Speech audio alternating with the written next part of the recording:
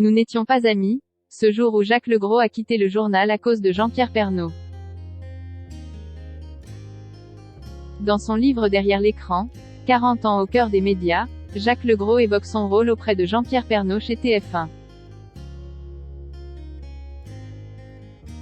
Auprès de Télé Loisirs, le journaliste a expliqué qu'il a explosé pendant le confinement. Les larmes des Français ont coulé à l'annonce de la mort de Jean-Pierre Pernaut. Présentateur adoré du JT de 13h de TF1.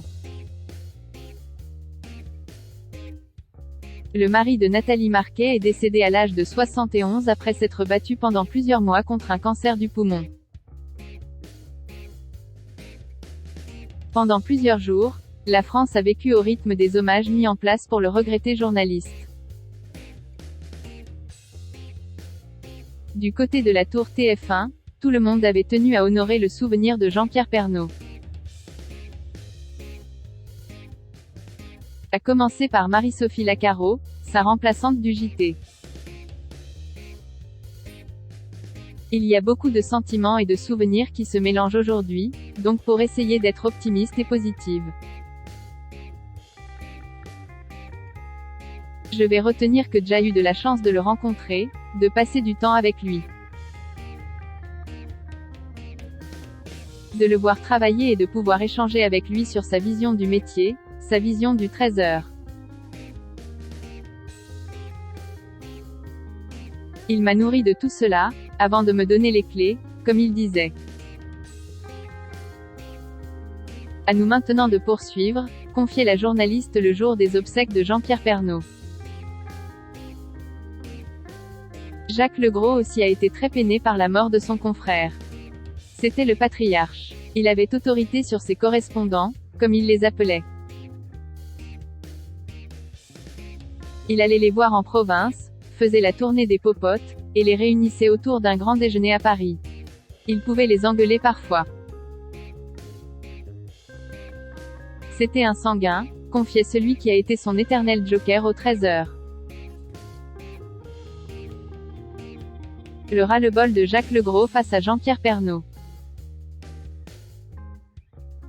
Mais ce n'est pas un secret, Jean-Pierre Pernaut et Jacques Legros n'ont jamais été les meilleurs amis du monde. Bien au contraire. Nous n'étions pas amis, confie le mari de Valérie auprès de Télé Loisirs. Je dirais juste que nos relations étaient plus distantes et moins lisses qu'on aurait pu l'imaginer, a nuancé Jacques Legros. Si leur relation a toujours été cordiale, celle-ci a connu un véritable tournant pendant le premier confinement. Éloigné des plateaux de tournage en 2020 à cause de sa maladie, Jean-Pierre Pernaut avait eu droit à son mini-studio, installé à son domicile. Alors que son rôle devait être secondaire, le papa de Lou et Tom a tenu à rester coûte que coûte aux commandes. Une situation qui a exaspéré Jacques Legros. Il voulait garder le premier rôle et solliciter l'équipe plus que nécessaire.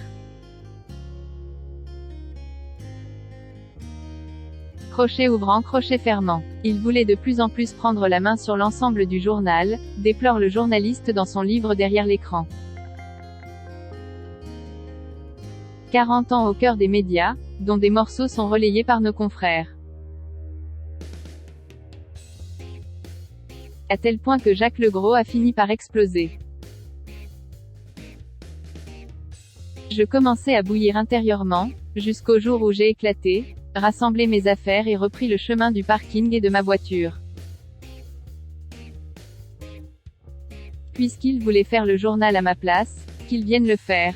S'est souvenu le joker de Jean-Pierre Pernaut. Une fois la colère retombée, Jacques Legros a compris ce qu'essayait réellement de faire le regretté journaliste.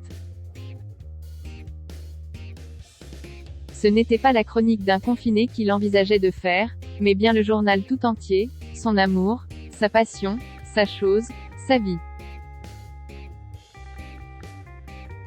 Je suis revenu, bien sûr. Et l'heure n'est plus à la colère.